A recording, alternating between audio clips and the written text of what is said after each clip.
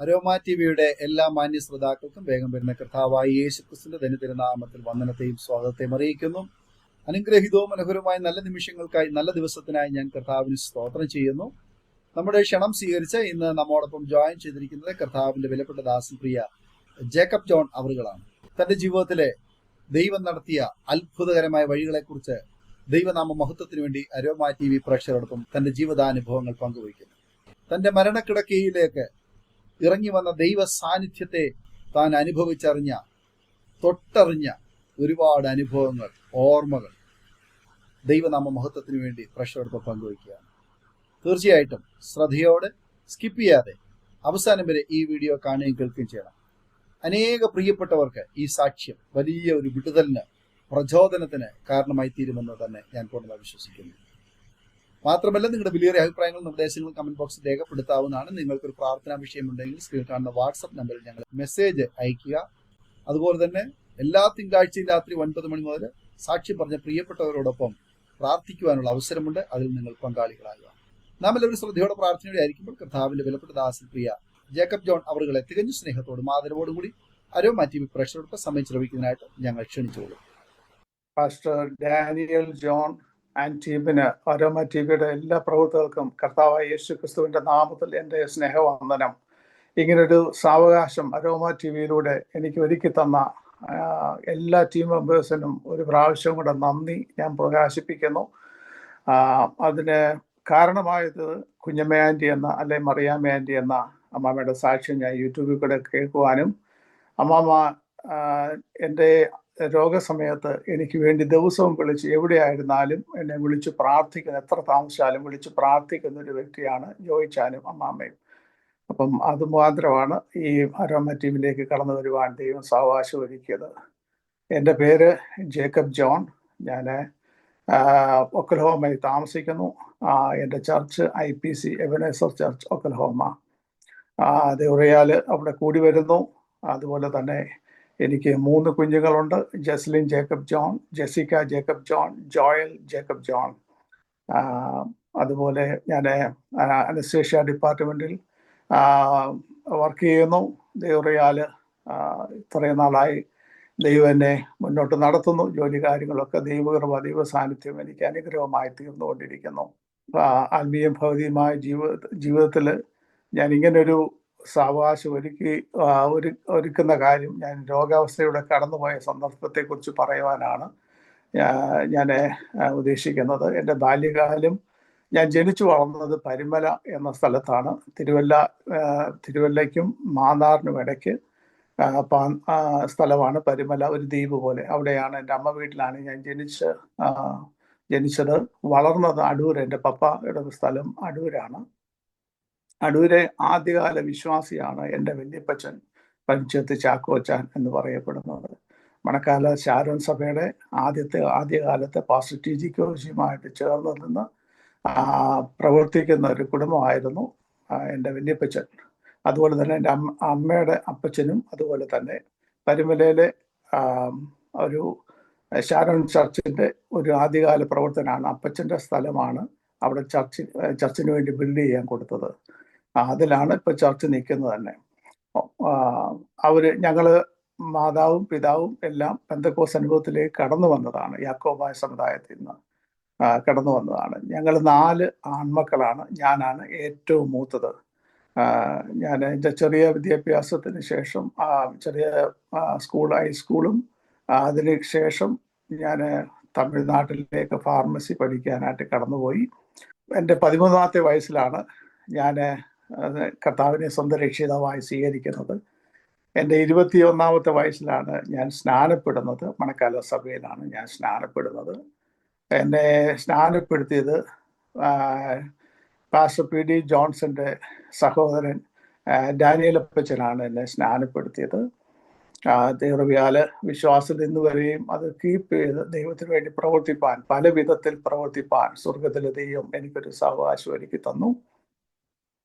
എൻ്റെ സ്കൂൾ വിദ്യാഭ്യാസത്തിൽ 12th കഴിഞ്ഞതിന് ശേഷം ഞാൻ ഫാർമസിക്ക് കന്യാകുമാരിയിൽ ഡോക്ടർ S.A. രാജ ഫാർമസി കോളേജിൽ ഫാർമസിക്ക് പോയി. അവിടെ നിന്ന് ഫാർമസി പഠിച്ചതിന് ശേഷം ഞാൻ കൊല്ലത്ത് ഒരു ട്രെയിനിങ് ഉണ്ടായിരുന്നു. അതിനു മുമ്പ് Nagercoil head quarters hospital medical കോളേജിലാണ് എനിക്ക് ട്രെയിനിങ് കിട്ടിയത്. അതിനുശേഷം ഞാൻ പേഴ്സണൽ ട്രെയിനിങ്ങിന് വേണ്ടി കൊല്ലത്ത് വന്നു. കൊല്ലത്ത് ഒരു ഹോസ്പിറ്റലിൽ ഞാൻ ജോലി ചെയ്തുകൊണ്ടിരുന്നു. അവിടുന്ന് അത് എക്സ്പീരിയൻസ് എടുത്തതിന് ശേഷം ഞാൻ ദുബായിലേക്ക്, എൻ്റെ അനിയൻ ദുബായിലുണ്ടായിരുന്നു. എൻ്റെ അനിയൻ എബി ജോൺ, അവൻ ദുബായിൽ സോണിയിൽ ജോലി ചെയ്യുന്നു, ജബലാലിയിൽ. ആ സമയത്ത് അങ്ങനെ അവൻ മുഖാന്തരം ഞാൻ ദുബായിലേക്ക് കടന്നുപോയി. ഏകദേശം 3-4 മാസങ്ങൾക്ക് ശേഷം എനിക്ക് ഒരു ജോലി കിട്ടി. അൽസഫ ഫാർമസ്യൂട്ടിക്കൽ ഫീൽഡിലേക്ക് എനിക്ക് ജോലി കിട്ടി. അവിടെ എൻ്റെ ജീവിതത്തിൽ വളരെ അനുഗ്രഹിക്കപ്പെട്ട ചർച്ചുകൾ അവിടെ ഉണ്ടായിരുന്നു. പാസ്റ്റർ അലക്സ് പാസ്റ്ററും അതുപോലെ ജോൺ പാസ്റ്ററും അവർ IPCയുടെ ബാക്ക്ഗ്രൗണ്ടിൽ പ്രവർത്തിക്കുന്നു. അവരോട് ചേർന്ന് പ്രവർത്തിപ്പാൻ സ്വർഗത്തിലെ ദൈവം എനിക്ക് സാവകാശം ഒരുക്കി തന്നു. 1999 എൻ്റെ വിവാഹം. അതിന് ദുബായിലിന് ശേഷം ഞാൻ ദുബായിൽ ജോലിക്ക് ഇടയ്ക്കാണ് നാട്ടിൽ വന്ന് ഞാൻ കല്യാണം കഴിക്കുന്നത്. 99 ഞാൻ ജൂൺ മാസം 23-ാം തീയതി എൻ്റെ വിവാഹം നടന്നു, മാരേജ് നടന്നു. അനുഗ്രഹിക്കപ്പെട്ട ഞാൻ അതിന് മുമ്പ് 1-2 കാര്യം കൂടെ പറഞ്ഞോട്ടെ. എൻ്റെ 18-ാമത്തെ വയസ്സിലാണ് എനിക്ക് ഒരു വിവാഹാലോചന, ഫാർമസി പഠിക്കുന്ന സമയം ഒരു വിവാഹാലോചന വന്നു. അപ്പം ഞാൻ അന്ന് തൊട്ട് ഞാൻ ദൈവസേനയിൽ പ്രാർത്ഥിക്കാൻ, ദൈവത്താൽ സ്നേഹിക്കപ്പെട്ട നല്ലൊരു പെൺപൈതലിനെ, ഞങ്ങൾ 4 ആണുങ്ങളായതുകൊണ്ട് പെൺമക്കളാരുമില്ല, അതുകൊണ്ട് ഒരു പെൺപൈതൽ ഞങ്ങൾക്ക് തരണമേ എന്ന് പറഞ്ഞ് ദൈവസേനയിൽ ഞാൻ പ്രാർത്ഥിച്ചതിൻ്റെ ഫലമായിട്ട് ദൈവത്താൽ അനുഗ്രഹിക്കപ്പെട്ട ഒരു ഭാര്യയെ ദൈവം എനിക്ക് തന്നു. അവളുടെ പേര് ജീമോള്. തിരുവല്ലയിൽ നിന്നാണ് ഞാൻ കല്യാണം കഴിച്ചത്. ജീവിതത്തിൽ സന്തോഷവും എല്ലാ കാര്യങ്ങളും നന്നായി പോവുകയും ചെയ്തു. അങ്ങനെ അവിടുത്തെ ജോലിക്ക് ശേഷം ജോലിയോടനുബന്ധിച്ച് 2003 ഞാൻ അവിടുന്ന് അമേരിക്കയിലേക്ക് വരുവാനിടയായി. അമേരിക്കയിലെ ഡാളസിൽ വന്നിട്ട് ഡാളസിൽ നിന്ന് ഞാൻ ഒക്കലഹോമയിലേക്ക് വന്നു. ഒക്കലഹോമയിൽ 2003 ജനുവരി മാസം 12-ാം തീയതി ഞാൻ ഒക്കലഹോമയിൽ വന്നു. എൻ്റെ ജീവിതത്തിൽ അതൊരു അനുഗ്രഹമായി തീർന്നു. അന്ന് ഒക്കലഹോമ അത്ര ഡെവലപ്ഡ് അല്ലായിരുന്നു. എങ്കിലും പല വിധത്തിൽ ജോലിക്ക് വേണ്ടി ഞാൻ ഒത്തിരി സ്ട്രഗിൾ ചെയ്തു. കാരണം എക്സ്പീരിയൻസ് ഇല്ല. എൻ്റെ അങ്കിള് ഫിലഡൽഫിയയിലുണ്ട്, എൻ്റെ അമ്മാച്ചൻ.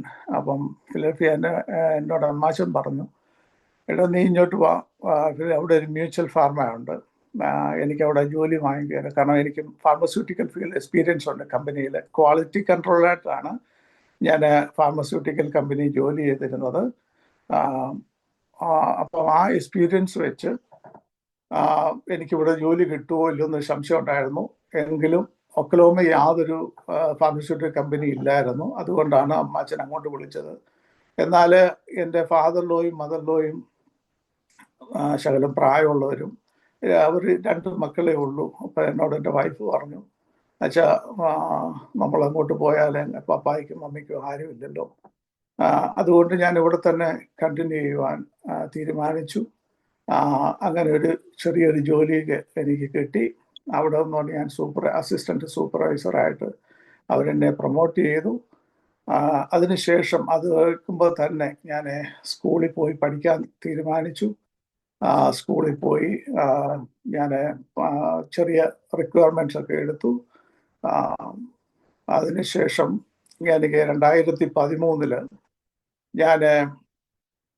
2013 ഒക്ലഹോമ സ്റ്റേറ്റ് യൂണിവേഴ്സിറ്റിയിൽ OU യൂണിവേഴ്സിറ്റി എന്ന് പറഞ്ഞ് അവിടെ ഒരു ചെറിയ ജോലി സർജറി ഡിപ്പാർട്ട്മെന്റ് എനിക്ക് കിട്ടുവാൻ സ്വർഗത്തിലെ ദൈവം സഹായിച്ചു. അതിനുവേണ്ടി ദൈവം പല ദർശനങ്ങളും വെളിപ്പാടുകളും തന്ന് എന്നെ നടത്തി. എനിക്കത് കിട്ടുമെന്ന് യാതൊരു പ്രതീക്ഷയില്ലായിരുന്നു. എന്നാൽ ദൈവം എനിക്ക് വേണ്ടി കരുതിയതാണെന്ന് ഞാൻ വിശ്വസിക്കുന്നു. അവിടെ നിന്നുകൊണ്ട് അതൊരു വലിയ യൂണിവേഴ്സിറ്റിയാണ്. കാരണം MBBS തൊട്ട് എല്ലാ ഇതുണ്ട്, എല്ലാ മെഡിക്കൽ കോഴ്സുകളും ഉണ്ട്. ഞാൻ അവിടെ നിന്നുകൊണ്ട് പഠിപ്പാൻ സ്വർഗദൈവം സഹായിച്ചു. അവരെന്നെ സ്പോൺസർ കാര്യങ്ങളെല്ലാം തന്ന് പഠിപ്പിച്ചു. ഞാൻ അങ്ങനെ അനസ്തീഷ്യ ഡിപ്പാർട്ട്മെന്റിലേക്ക് മാറുവാൻ സ്വർഗത്തിലെ ദൈവം പഠിക്കുവാനും മാറുവാനും ദൈവം സഹായിച്ചു. 2014 അവസാനം ആയപ്പോഴത്തേക്ക് ഞാൻ അനസ്തീഷ്യ ഡിപ്പാർട്ട്മെന്റിലേക്ക് മാറുവാൻ ജോലിയും ക്ലാസ്സും ഒന്നിച്ച് കൊണ്ടുപോയി. അങ്ങനെ അവിടെ മാറുവാൻ ദൈവം സഹായിച്ചു. എൻ്റെ ജീവിതത്തിലെ ഏറ്റവും അനുഗ്രഹമായിരുന്ന സമയങ്ങളാണ് ആ സമയങ്ങൾ.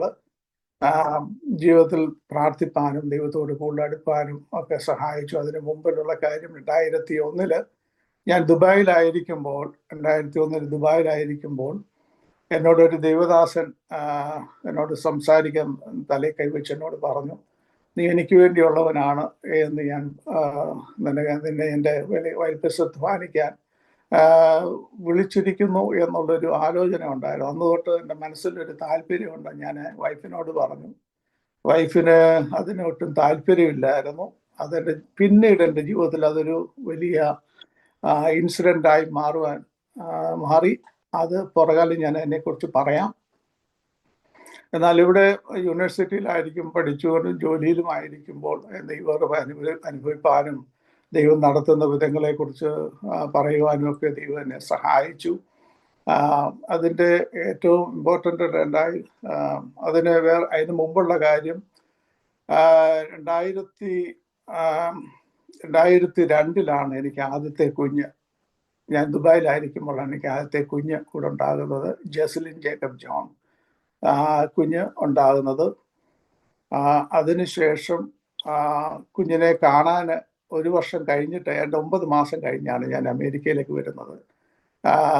വന്ന് മോളെ കാണുന്നത് അത് എൻ്റെ ജീവിതത്തിലൊരു അനുഗ്രഹമായിരുന്നു. കുഞ്ഞിനെ കാണുവാനും സന്തോഷിപ്പാനും ഒക്കെയും സഹായിച്ചു. അതുപോലെ തന്നെ ഞങ്ങൾ 2003 ഒരു ചെറിയൊരു ഭവനം ഒക്ലഹോമയിൽ വന്നതിന് ശേഷം വാങ്ങിപ്പാൻ ദൈവസ്വർഗത്തിലെ ദൈവം സഹായിച്ചു. എൻ്റെ ഫാദർ-ലോയും മദർ-ലോയും താമസിക്കുന്നതിനടുത്ത് തന്നെ, അടുത്ത ഹൗസിംഗ് അഡിഷൻ തന്നെ, അടുത്ത റോയിൽ തന്നെ ഞങ്ങളൊരു ഭവനം വാങ്ങിപ്പാൻ സ്വർഗത്തിലെ ദൈവം സഹായിച്ചു. ഞങ്ങളുടെ ജീവിതത്തിൽ ഏറ്റവും അനുഗ്രഹപ്പെട്ട നിമിഷങ്ങളായിരുന്നു അതൊക്കെ. ജീവിതത്തിൽ എല്ലാ കാര്യങ്ങളും ഒന്നിന് പുറകെ ഒന്നൊന്നായി അനുഗ്രഹമായ ദൈവം നൽകി. 2004 നവംബർ മാസം 6-ാം തീയതി എൻ്റെ രണ്ടാമത്തെ മോള് ജെസിക്ക ആൻ ജോൺ ജനിപ്പാനിടയായി. അവള് ഏറ്റവും അനുഗ്രഹിക്കപ്പെട്ട ഒരു കുഞ്ഞായി തീരുവാൻ ദൈവം സഹായിച്ചു. അവളുടെ ജീവിതത്തിൽ, എൻ്റെ ജീവിതത്തിൽ ആ കുഞ്ഞ് എന്നെ ഏറ്റവും കൂടുതൽ ഇൻഫ്ലുവൻസ് ചെലുത്തിയൊരു കുഞ്ഞാണ്. സ്തോത്രം. ഞാൻ അവളെന്തെങ്കിലും തെറ്റ് കാണിക്കുന്ന ഞാൻ പറയും, ഞാൻ ചോദിക്കും ചേച്ചിക്കാന്നൊന്ന് വിളിക്കുമ്പം അവൾ എന്നോട് പറയും, ഞാൻ ഡാഡി കുത്തനാണ്, ഞാൻ തെറ്റ് ചെയ്യത്തില്ല എന്ന് പറയും. അങ്ങനെ ഒരു കുഞ്ഞാണ് അവള്. അതുപോലെ അവളുടെ ജീവിതത്തിൽ ഏറ്റവും അനുഗ്രഹമായി തീരുവാൻ കുഞ്ഞ് സ്നാനപ്പെടുവാനൊക്കെ ആ സമയങ്ങളെല്ലാം വർഷങ്ങൾക്ക് ശേഷം സ്നാനപ്പെടുവാനൊക്കെ സഹായിച്ചു. അതിനുശേഷം 2014 ഞങ്ങൾ താമസിച്ച വീട്ടിൽ നിന്ന് 2014 ഞാനൊരു വൈഫ് ഞാനോട് ആലോചിച്ചു, ഒരു ഭവനം, നല്ലൊരു ഭവനം പണിയാനുള്ള കാര്യങ്ങളൊക്കെ തീരുമാനിച്ചു. 2014 ഞാനൊരു ഭവനം ബിൽഡറോട് ചേർന്ന്, ഞാനും എൻ്റെ കസിൻ ഷിബു തോമസ്, അവൻ എഞ്ചിനീയറാണ്, അവനോട് ചേർന്ന് ഞങ്ങൾ ഭവനം പണിയുവാൻ ദൈവം സഹായിച്ചു. 2014 നവംബർ മാസത്തിൽ ഞങ്ങൾ 14-ാം തീയതി അങ്ങോട്ട് മാറുവാൻ സ്വർഗത്തിലെ ദൈവം ഒരു സാവകാശം ഒരുക്കി തന്നു. ഏകദേശം നല്ലൊരു ഡബിൾ സ്റ്റോറി ബിൽഡിംഗ് ഞങ്ങൾ വെച്ചു. അതൊക്കെ ഞങ്ങളുടെ ജീവിതത്തിൽ ഏറ്റവും അനുഗ്രഹമായി തീരുവാൻ സഹായിച്ചു. അത് ഡെഡിക്കേഷൻ ചെയ്ത പാസ്റ്റർ ടി.ജി. കോശിയാണ്. അച്ഛനും അമ്മാമ്മയും മോളിമാമ്മയും കൂടെ വന്നാണ് അത് ഡെഡിക്കേറ്റ് ചെയ്തത്. എൻ്റെ ഒരു സോഫാർ റിലേഷനാണ് പാസ്റ്റർ ടി.ജി. കോശി. പുള്ളി എൻ്റെ ഒരു ആത്മീയ ഗുരുവും കൂടാണ്, ഒരു ഗൈഡൻസ് തരുന്ന ഒരു വ്യക്തിയാണ്. അതുപോലെ തന്നെ അതിനുശേഷം 2017 എൻ്റെ ജോലിയോടനുബന്ധിച്ച് ഹോസ്പിറ്റലായിരിക്കുന്ന സമയങ്ങളിലൊക്കെ പേഷ്യൻറ്റിനെ ടേക്ക് കെയർ ചെയ്യുക അങ്ങനെയൊക്കെ ചെയ്യുമ്പോൾ എനിക്ക് അടിവയറ്റിൽ ഒരു ചെറിയ വേദന അനുഭവപ്പെട്ടു. എൻ്റെ അടിവയറ്റിൽ.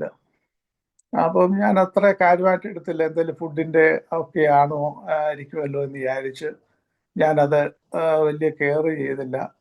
എന്നാലത് ഇടയ്ക്കിടയ്ക്ക് അത് തന്നെ വല്ലാതെ ബോദർ ചെയ്തുകൊണ്ടിരുന്നു എൻ്റെ അടിവയറ്റിലുള്ള. വല്ലാതെ ബോധർ ചെയ്തുകൊണ്ടിരുന്നു. അത് എൻ്റെ മുന്നോട്ട് ജോലി കാര്യത്തിലൊരു വിഷമമായിട്ട് മാറി. ഞാൻ എന്ത് ചെയ്യണം? ഞാൻ പെട്ടെന്ന് അപ്പോയിൻമെൻ്റ് എടുത്ത് ഞാൻ ഡോക്ടറെ പോയി കണ്ടു. അവർ നോക്കിയപ്പോൾ അവർ പറഞ്ഞു അത് വല്ലപ്പോഴും എന്തെങ്കിലും ഫുഡിൻ്റെ വല്ലതും ആണെന്ന് പറഞ്ഞ് അത് വലിയ ഇമ്പോർട്ടൻ്റ് ആയിട്ട് എടുത്തില്ല. പിന്നെ ഇത് ജോലി ചെയ്യുന്ന സമയത്ത് ഇതുപോലെ ഉണ്ടായി. എന്തെങ്കിലും പേഷ്യൻറ്റിനെ പുള്ളി ചെയ്യോ എന്തെങ്കിലും അങ്ങനെയൊക്കെ ചെയ്യുന്ന സമയത്ത് എന്തെങ്കിലും അതിൻ്റെ അനിവേറ്റീവ് വേദന ഉണ്ടായി. അതുപോലെ തന്നെ നല്ല ഹാർഡ് മീറ്റ്, നല്ല ബീഫോ അങ്ങനെ എന്തെങ്കിലും കഴിക്കുമ്പോൾ അത് വലിയ പ്രയാസമായി വന്ന് ദഹിക്കാനും അങ്ങനെ അനിവേറ്റീവ് വേദനയൊക്കെ ആയി. അത് ഞാൻ ഒരു പ്രാവശ്യം ജോലി വല്ലാത്ത വേദനയായപ്പോൾ ഞാൻ പെട്ടെന്ന് ER അങ്ങ് മാറി. ER പോയി. തൊട്ട് താഴെയാണ്, ഞാൻ സെക്കൻഡ് ഫ്ലോറിലാണ് ജോലി ചെയ്യുന്നത്. ഗ്രൗണ്ട് ഫ്ലോറിലേക്ക് ER പോയി. അവിടെ ചെന്ന് അവർ നോക്കിയിട്ട് പറഞ്ഞു ഡൈവേർട്ടിക്കുലൈറ്റിസ് ആയിരിക്കും എന്ന് പറഞ്ഞു. അങ്ങനെ അവർ ഡോക്ടർ എനിക്ക് മെഡിസിൻ തന്നു. ടാബ്ലറ്റ് ഞാൻ കഴിച്ചു 12 ദിവസത്തേക്കുള്ളത്. അങ്ങനെ 12 ദിവസത്തേക്കുള്ള, എന്നിട്ടും എൻ്റെ ശരീരത്തിന് യാതൊരു വ്യത്യാസവും വരുന്നില്ല. വേദനയ്ക്ക് യാതൊരു വ്യത്യാസവും വരുന്നില്ല. അതെൻ്റെ വല്ലാത്തൊരു അവസ്ഥയിലേക്ക് ഞാൻ കടന്നുപോവുകയാണ്. മാനസികമായ ഒരു വല്ലാത്ത വിഷമം. ഏതായാലും ഞങ്ങൾ ഒരു കാര്യം ചെയ്തു. ഒരു അപ്പോയിൻമെൻ്റ് വെച്ച് വിശദമായ ഒരു പരിശോധനയ്ക്ക് വേണ്ടി ഞങ്ങൾ ശ്രമിച്ചു. അതുപോലെ വിശദമായ ഒരു പരിശോധനയ്ക്ക് വേണ്ടി ശ്രമിച്ചപ്പോൾ അവർ ഒരു കാര്യം ഡോക്ടറിനോട് പറഞ്ഞു, ഒരു കാര്യം ചെയ്യാം, നമുക്ക് കൊളോണോസ്കോപ്പി ചെയ്ത് നോക്കാമെന്ന് പറഞ്ഞു. അങ്ങനെ 2018 ആദ്യത്തെ മാസം അവർ കൊളോണോസ്കോപ്പിന് വേണ്ടി സ്കെഡ്യൂൾ ചെയ്തു. അവർ അതിനുശേഷം നടത്തിയപ്പോൾ ചെറിയ പോളിപ്പ് അവർ കണ്ടുപിടിച്ചു. കണ്ടുപിടിച്ച് അത് കട്ട് ചെയ്ത് ബയോപ്സിക്ക് അയച്ചപ്പോൾ അത് ക്യാൻസർ ആണെന്നുള്ളത് അതിൻ്റെ സ്റ്റേറ്റ്മെൻറ്റ് വന്നു. ആകെപ്പാടെ ഞാൻ തളർന്ന് ഹോസ്പിറ്റലിൽ തന്നെ അങ്ങ് വീണു. ഒരു വല്ലാത്തൊരവസ്ഥയായിരുന്നു അത്. ഭവനത്തിൽ വന്നപ്പോൾ ഭവനത്തിൽ എല്ലാവരും മൂകാവസ്ഥ, ഒരു വല്ലാത്തൊരു അന്തരീക്ഷത്തിലേക്ക് ഭവനം മാറി. എൻ്റെ വീട്ടിൽ ഞാൻ എപ്പോഴും പറയുന്നുണ്ട്, ഒരു വൈകുന്നേരം 7 തൊട്ട് 8 മണിക്കുള്ളിൽ എല്ലാവരും പ്രാർത്ഥന, സന്ധ്യാപ്രാർത്ഥന അത് മസ്റ്റാണ്. 7 തൊട്ട് 8 വരെ ആ സമയങ്ങളിൽ പ്രാർത്ഥന അത് മസ്റ്റാണ്. അപ്പം ഞങ്ങളങ്ങനെ ആത്മീയവും എല്ലാ കാര്യത്തിനും ഒരു ചർച്ചിലായാലും പ്രഷർ സ്ഥാനം, അതുപോലെ പ്രൈസ് ആൻഡ് വർഷിപ്പ് ലീഡ് ചെയ്യുന്ന സ്ഥാനം, ഇത് കാര്യങ്ങളെല്ലാം ഞാൻ ഏത് ചർച്ചിലായാലും ചെയ്തുകൊണ്ടിരുന്നു. ദിവസം പ്രാർത്ഥിക്കുകയൊക്കെ ചെയ്യുമായിരുന്നു, ഉപവാസം എടുക്കുക, അങ്ങനെയൊക്കെ ചെയ്യുമായിരുന്നു. പിന്നെ ഇങ്ങനൊരു അവസ്ഥ വന്നപ്പോഴത്തേക്ക് ടോട്ടലി കുഞ്ഞുങ്ങളുടെ മുഖമൊക്കെ കണ്ടപ്പോഴത്തേക്ക് എനിക്ക് വല്ലാത്ത വിഷമവും പ്രയാസവും ഉണ്ടായി. ബന്ധുക്കൾ ആരോടും ഞാൻ അധികം ഈ കാര്യം പറഞ്ഞില്ല. പിന്നെ അവസാനം കൊളോണോസ്കോപ്പി ചെയ്തിട്ട് റിസൾട്ടെല്ലാം വന്ന് പിന്നെ അവർ പറഞ്ഞു ഇത് സർജറിക്ക് വേണ്ടി ഞങ്ങൾ സ്കെഡ്യൂൾ ചെയ്യാൻ പോവാന്ന് പറഞ്ഞു.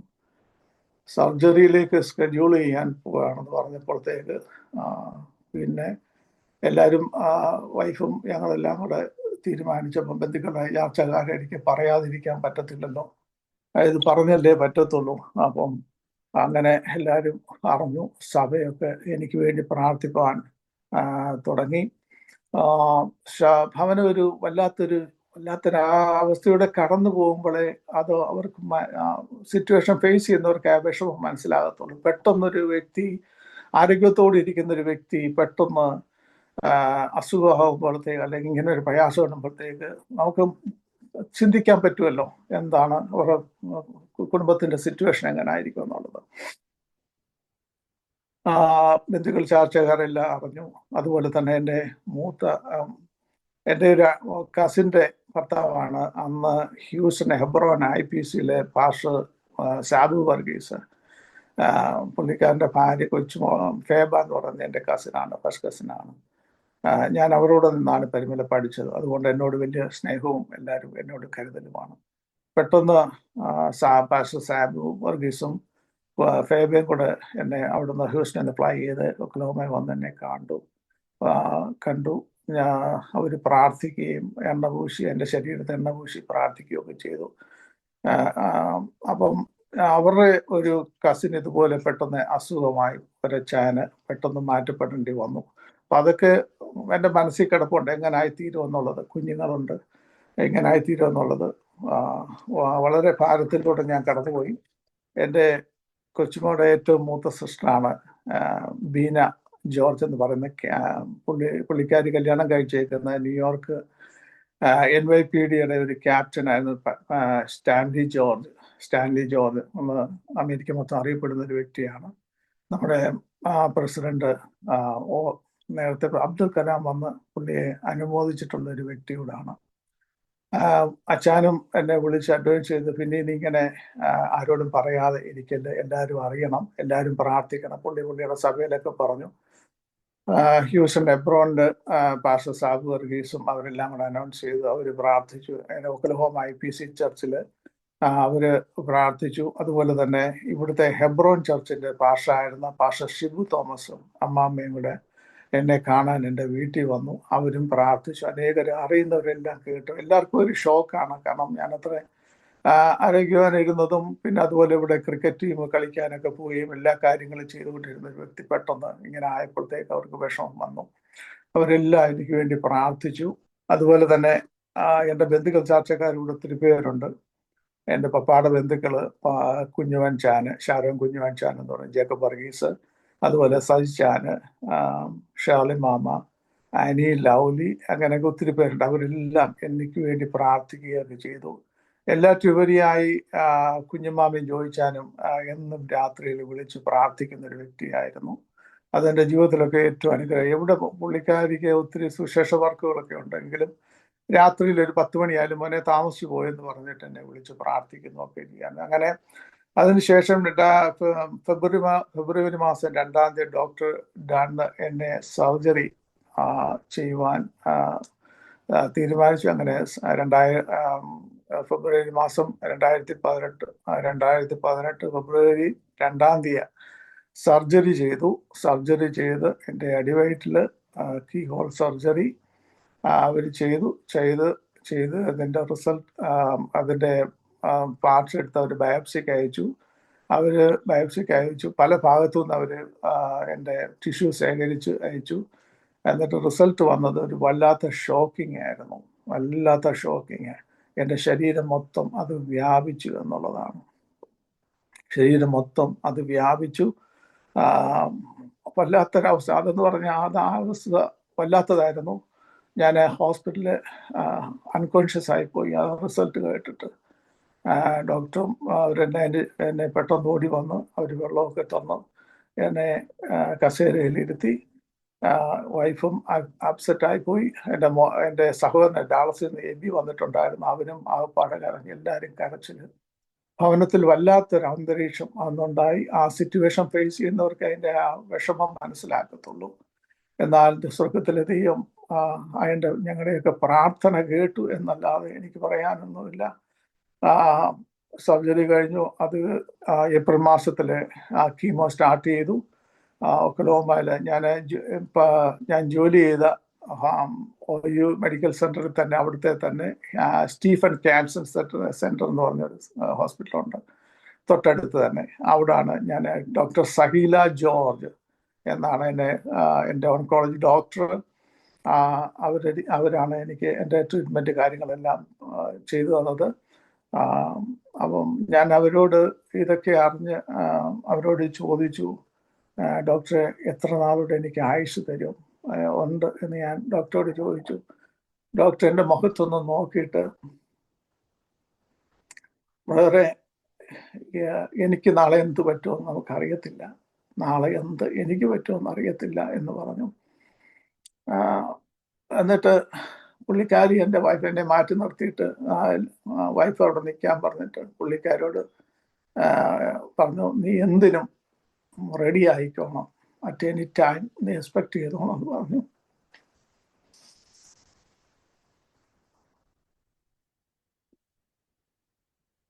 ആ അവസ്ഥ ഭയങ്കരമായിരുന്നു. അവൾ എന്നോട് പറഞ്ഞില്ല, പുള്ളിക്കാരി എന്നോട് പറഞ്ഞില്ല. പിന്നാണ് ഇതെല്ലാം കഴിഞ്ഞ് ആണ് എന്നോട് പറയുന്നത്. അവിടുന്ന് അതിന് കഴിഞ്ഞതിന് ശേഷം അവിടുന്ന് ഹോസ്പിറ്റലിൽ നിന്ന് ഇറങ്ങി വീട്ടിൽ വന്നു വല്ലാത്തൊരവസ്ഥയിലൂടെ കടന്നുപോയി. എല്ലാവരും എനിക്ക് വേണ്ടി പ്രാർത്ഥിച്ചു. അങ്ങനെ ഞാൻ 2018 മെയ് മാസം 9 ഞാൻ എൻ്റെ മേളത്തെ നിലയിൽ ടി വി ഇരിക്കുന്ന റൂമിൽ എനിക്ക് കീമോ എടുത്തു കഴിയുമ്പം എനിക്ക് നടക്കാൻ പറ്റത്തില്ല. എൻ്റെ കാല് ഒരു സ്റ്റെപ്പ് മുന്നോട്ട് വെങ്ങനെ തളരുക, എനിക്ക് മുന്നോട്ട് പോകാനൊക്കത്തില്ല. മേളിലോട്ട് സെക്കൻഡ് ഫ്ലോറിലൊക്കെ അവിടെയാണ് ടി വി ഇരിക്കുന്നത്. അപ്പോൾ ഡോക്ടർ എന്നോട് പറഞ്ഞത് എപ്പോഴും നിൻ്റെ മനസ്സ് റിലാക്സ് ചെയ്തിരിക്കണം, എപ്പോഴും ഞാനപ്പം പാസ്റ്റർ രാജു മേത്രയുടെ പ്രസംഗങ്ങൾ, PC ചെറിയാൻ, അങ്ങനെയൊക്കെയുള്ള ദേവദാസന്മാരുടെ പ്രസംഗം കേൾക്കുകയും പാട്ട് കേൾക്കുകയും ഒക്കെ ചെയ്യുമായിരുന്നു. അവിടെ പോയിരുന്ന മനസ്സ് അപ്പം ഒത്തിരി റിലാക്സിലേഷനൊക്കെ ഞാൻ മാറി മനസ്സിന് ആനന്ദം തരുന്ന. ഇപ്പം തന്നെ ഇരിക്കുമ്പോൾ ഈ ചിന്ത എപ്പോഴും കുഞ്ഞുങ്ങളെക്കുറിച്ച്, മോൻ അന്ന് 7 വയസ്സേ ഉള്ളൂ, മറ്റേ കുഞ്ഞുങ്ങൾ കൊച്ചു കുഞ്ഞുങ്ങളാണ്. ഇളയ മോന് അവന് 7 വയസ്സേ ഉള്ളൂ. അപ്പോൾ ഒന്ന് ആലോചിച്ച് നോക്കുക എൻ്റെ സിറ്റുവേഷൻ എങ്ങനെയായിരിക്കുന്നു. ഞങ്ങൾ രാത്രി പ്രാർത്ഥിക്കുമ്പോൾ, കുടുംബ പ്രാർത്ഥന വെക്കുമ്പോൾ എൻ്റെ മോനിനെ കരയുന്നു ഞാൻ കണ്ടിട്ടുണ്ട്. അവൻ കരഞ്ഞുകൊണ്ട് കൈ വിറയ്ക്കുന്നുണ്ട്, കൈ വിറച്ചുകൊണ്ട് എൻ്റെ തോളത്ത് കൊണ്ടുവച്ചു. അവൻ പറയുന്നുണ്ട്, എൻ്റെ ഡാഡിയെ നീ സൗഖ്യമാക്കണം പിതാവേ. ജെസിക്കായും ജെസിലും ഇത് കരയുന്നത് ഞാൻ കേട്ടു. എൻ്റെ കുഞ്ഞുങ്ങളുടെ പ്രാർത്ഥന കേട്ടു. എൻ്റെ ഭാര്യ ആദ്യമായിട്ട് ജീവിതത്തിൽ ഞാൻ കേൾക്കുന്ന അന്യഭാഷയെ സംസാരിക്കുന്നു ആ സമയങ്ങളിലാണ്.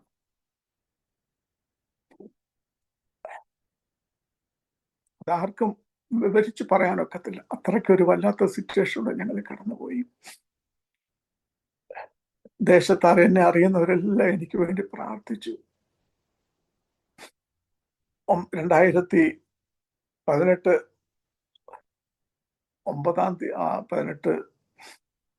മെയ് മാസം 9 ഞാൻ മേളിൽ കയറിയിരുന്ന് ഇങ്ങനെ ദിവസം ഇരുന്ന് ആ കുഞ്ഞുങ്ങളുടെ മുഖമെല്ലാം കണ്ട് എല്ലാവരും എന്നെ വല്ലാത്ത ഒരു സാഡ് ലുക്കിലേക്ക് നോക്കുമ്പോഴത്തേക്ക് എനിക്കും മനസ്സിന്റെ ഭാരം, എങ്ങനായിത്തീരും, നാളെ എന്തായിത്തീരും, എൻ്റെ അവസ്ഥ തന്നെ. 3 കുഞ്ഞുങ്ങളുണ്ട്, വീട് ജസ്റ്റ് വെച്ച് കാര്യങ്ങളൊക്കെ നടക്കുന്നേ ഉള്ളൂ.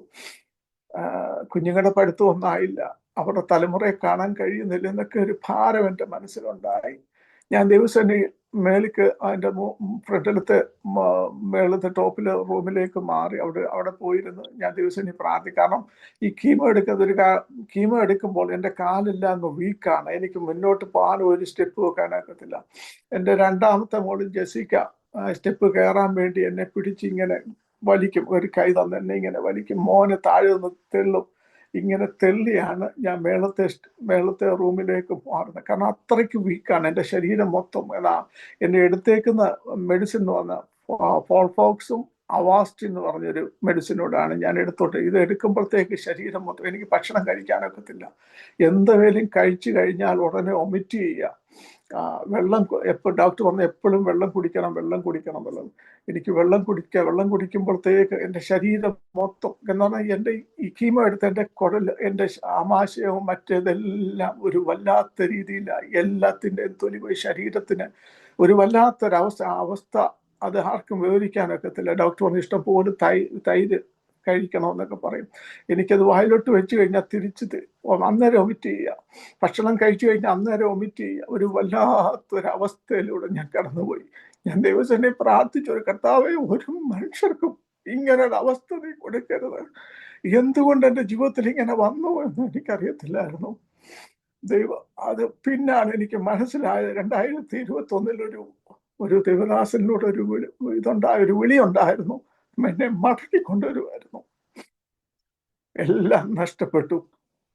2018 മെയ് മാസം 9 ഞാൻ ദൈവസേന ഇരുന്ന് ഇങ്ങനെ പ്രാർത്ഥിക്കുക. ഞാനിങ്ങനെ ഇരുന്ന് പ്രാർത്ഥിച്ചുകൊണ്ട് ദൈവസേന കരഞ്ഞ് ബൈബിൾ എടുത്ത് കെട്ടിപ്പിടിച്ച്, അപ്പൊ ഞാൻ എന്തോ തെറ്റ് ചെയ്തു, ആരോട് ചെയ്തു, ആർക്കും ദ്രോഹം ചെയ്തിട്ടില്ല, എന്നോട് എന്താ ഇങ്ങനെ ചെയ്യുന്നതെന്നുള്ളൊരു വിഷമത്തില് കുഞ്ഞുങ്ങളുടെ മകൻ ഞാനിങ്ങനെ ദിവസം ഇരുന്ന് ഇങ്ങനെ കരഞ്ഞ് ദിവസം ഇരുന്ന് പ്രാർത്ഥിക്കുക. ശബ്ദം കൂടിപ്പോയി പൊട്ടിക്കരയുക. ബൈബിൾ എടുത്ത് ഇങ്ങനെ നെറ്റോട് ചേർത്ത് പൊട്ടിക്കരഞ്ഞു.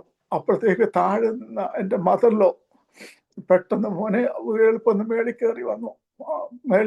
മോനെ നീ കരയല്ല, മനസ്സ് വിഷമിപ്പിക്കല്ല, അസുഖം കൂടിപ്പോവും, മനസ്സ് ഞാനങ്ങ് പൊട്ടിക്കരഞ്ഞു. എൻ്റെ കണ്ണുനീരെല്ലാം ബൈബിളിൽ വീണ് ഞാനൊരു വല്ലാത്ത അവസ്ഥയിലേക്ക് മാറി.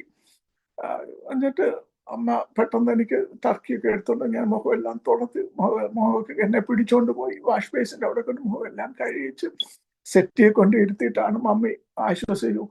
കുഞ്ഞുങ്ങൾ കരയും, മോനെ നീ മിണ്ടരുത്, കരയരുത്, വിഷമിക്കല്ല്, മനസ്സ് വിഷമിക്കല്ല്, അസുഖം കൂടിപ്പോവും എന്നൊക്കെ പറഞ്ഞ് എന്നെ ഒത്തിരി സാന്ത്വനിപ്പിച്ചു. അതല്ലോ അവിടെ ഇരുത്തിയിട്ട് പുള്ളിക്കാരി എനിക്ക് വേണ്ടി പ്രാർത്ഥിക്കുകയൊക്കെ ചെയ്യും. എനിക്ക് വേണ്ടി ഒത്തിരി പ്രാർത്ഥിക്കും. എൻ്റെ അപ്പച്ചന് ഫാദറിലോ ഒരു പ്രാർത്ഥനാ മനുഷ്യനാണ്, വളരെ പ്രാർത്ഥനാ ഒരു മനുഷ്യനാണ്. അവരെല്ലാം എനിക്ക് വേണ്ടി പ്രാർത്ഥിച്ചു. അന്ന് രാത്രിയിൽ 10-ാം തീയതി, മെയ് മാസം 10-ാം തീയതി ഞാൻ ബെഡിലേക്ക് കടന്നുപോയി. ഞാൻ അവിടെ കിടന്നു. രാത്രി ഉറങ്ങിക്കഴിഞ്ഞ് ഏകദേശം ഒരു ഏർലി മോർണിംഗ് 1:45 ആകുമ്പോഴത്തേക്ക് എനിക്ക് ബാത്റൂമിൽ പോകാനുള്ളൊരു ടെംപ്റ്റേഷൻ ഉണ്ടായി. ഞാൻ പെട്ടെന്ന് ബാത്റൂമിൽ പോയി അവിടുന്ന് ഞാൻ തിരിച്ചു വന്ന് ബെഡിൽ ഇരുന്ന് പ്രാർത്ഥിച്ചിട്ട് എനിക്ക് തോന്നുന്നു 1:45 തോന്നുന്നു ഏർലി മോർണിംഗിൽ. ഞാൻ പ്രാർത്ഥിച്ചിട്ട് കിടന്ന് ഞാനൊരു വലിയൊരു ദർശനം കാണുകയാണ്. എന്നൊരു വലിയ ദർശനമാണ് കാണുന്നത്. എൻ്റെ അരിക്കൽ ഞാൻ കിടക്കുന്നത് തെക്ക് വടക്ക് അങ്ങനെ കിടക്കുന്നത്. ഞാൻ കിടക്കുമ്പോൾ എൻ്റെ ബെഡിന്റെ സൈഡിൽ ഒരു വ്യക്തി വന്നിരിക്കുന്നു. വ്യക്തി വന്ന് എൻ്റെ ഈ വയറിനോട് ചേർന്ന് ഇങ്ങനെ ഇരിക്കുക. എന്നോട് ചേർന്ന് എനിക്ക് അഭിമുഖമായിട്ടല്ല, നേരെ ഓപ്പോസിറ്റ് അല്ല, ഇങ്ങനെ ഇരിക്കുന്നു. ഞാനിത് ഞാൻ ഈ ദർശനമാണ് കാണുന്നത്. ഞാൻ പെട്ടെന്ന് ഇങ്ങനെ ഞെട്ടി ഉണർന്നിട്ട് എന്നോട് പറഞ്ഞു, മകനെ, ഞാൻ നിനക്ക് വേണ്ടി അപേക്ഷിച്ചുകൊണ്ടിരിക്കും. ഞാൻ മുഖം കണ്ടിട്ടില്ല. ഞാൻ നിനക്ക് വേണ്ടി അപേക്ഷിച്ചുകൊണ്ടിരിക്കുകയാണ്. ഉറങ്ങിക്കോളൂ എന്ന് പറഞ്ഞു. ഞാൻ പെട്ടെന്ന് ഉറക്ക അവസ്ഥയിലേക്ക് അങ്ങ് മാറുകയാണ് ചെയ്യുന്നത്. ഉറക്ക അവസ്ഥയിലേക്ക് ഇത് ദർശനമാണ് കാണുന്നത്. ആ ഉറക്കാവസ്ഥയിലേക്ക് ഞാൻ വഴുതി വീണതിന് ശേഷം ഞാൻ കുറച്ച് കഴിഞ്ഞിട്ട് പിന്നെയും ഞാൻ ഉപബോധ മനസ്സിലേക്ക് ഇങ്ങനെ കാണുന്നത്, ഞാൻ പെട്ടെന്ന് ഞെട്ടി ഉണരുന്നതായിട്ടാണ് കാണുന്നത്. ഞെട്ടി ഉണർന്ന് കാണുമ്പോൾ എൻ്റെ കാൽക്ക് ആ പുള്ളി ഇരിപ്പുണ്ട്. എന്നോട് പറഞ്ഞു, ഉറങ്ങിക്കൊള്ളു, ഞാൻ നിന്നോട് കൂടെയുണ്ട്. അത് ഞാൻ വിശ്വസിക്കുന്നു. എൻ്റെ പിതാവാണെന്ന്, എൻ്റെ ദൈവമാണെന്ന് ഞാൻ വിശ്വസിക്കുന്നു. ഞാൻ ഇപ്പോഴും വിശ്വസിക്കുന്നു. രാവിലെ ഞാൻ എഴുന്നേറ്റ് വന്നപ്പോൾ വൈഫ് കിച്ചണിൽ നിൽപ്പുണ്ട്. അവരുടെ ഞാൻ യേശുപ്പച്ചനെ കണ്ടടി. യേശുപ്പച്ചൻ എന്നോട് സംസാരിച്ചു. ഞങ്ങള് അവിടെ നിന്നുകൊണ്ട് ദൈവത്തെ മഹത്വപ്പെടുമെന്ന് പ്രാർത്ഥിപ്പാൻ സ്വർഗ്ഗദൈവം എന്നെ സഹായിച്ചു. ആ സമയങ്ങളിലൊക്കെ, ഈ പോകുന്ന സിറ്റുവേഷനിലൊക്കെ, ഈ അസുഖമായ സമയത്ത് എനിക്ക് വേണ്ടി പ്രാർത്ഥിച്ചൊരു പ്രയർ ലൈൻ ഉണ്ട്. ഒക്കലോമ പ്രയർ ലൈൻ എന്ന് പറയുന്നത് സാക്കും ബിജി സിസ്റ്ററും കൂടെ ചേർന്ന് നടത്തുന്ന, അനേക ഭാഷകളിൽ നടത്തുന്ന ഒരു പ്രയർ ലൈൻ ഉണ്ട്. അവരെൻ്റെ വീട്ടിൽ വന്ന് എനിക്ക് വേണ്ടി പ്രാർത്ഥിക്കുകയൊക്കെ ചെയ്ത വ്യക്തികളാണ്. അപ്പം ഞാൻ ഈ സാക്ഷ്യങ്ങൾ ഞാൻ ആ ഒക്കലോമ പ്രയർ ലൈനിൽ പറഞ്ഞു. അതുപോലെ തന്നെ ഡാളസിലൊരു പ്രയർ ലൈനുണ്ട്, ശാന്തമാമ നടത്തുന്ന ഒരു പ്രയർ ലൈന്. അപ്പോൾ ആ പ്രയർ ലൈനിലും എൻ്റെ സാക്ഷ്യം പറയുവാൻ സ്വർഗ്ഗദൈവം എന്നെ സഹായിച്ചു. അനേകർ എന്നെ വിളിച്ചു, പേഴ്സണലി സംസാരിച്ചു. ദൈവത്തിൻ്റെ അത്ഭുതകരമാണ് എന്നൊക്കെ പറഞ്ഞ് എന്നെ ആശ്വസിപ്പിക്കുവാൻ നിന്നെ പൂർണ്ണമായി ദൈവം വിടുവിച്ചു എന്നുള്ളൊരു വാക്കാണ് എല്ലാവരും പറയുന്നത്. അപ്പം എൻ്റെ ആ ഹോസ്പിറ്റലിൽ ഞാൻ MD ആൻഡേഴ്സൺ ഒക്ലഹോമ സ്റ്റീഫൻ ഹാൻസണിലാണ് അന്ന സമയത്ത് ട്രീറ്റ്മെൻറ്റ് ചെയ്തുകൊണ്ടിരുന്നത്. അപ്പം അവര് എന്നോട് പറഞ്ഞു, ഒരു കാര്യം അവര് എൻ്റെ ശരീരം മൊത്തം വ്യാപിച്ചിടത്തേക്ക് അവര് MD ആൻഡേഴ്സൺ ഹ്യൂസ്റ്റൺ എന്ന ഒരു വലിയൊരു ഹോസ്പിറ്റലുണ്ട്, അമേരിക്കയിലെ ഏറ്റവും വലിയ ക്യാൻസറിന്റെ ഏറ്റവും വലിയ ഹോസ്പിറ്റൽ. അതിലേക്ക് അവർ റെഫർ ചെയ്തു.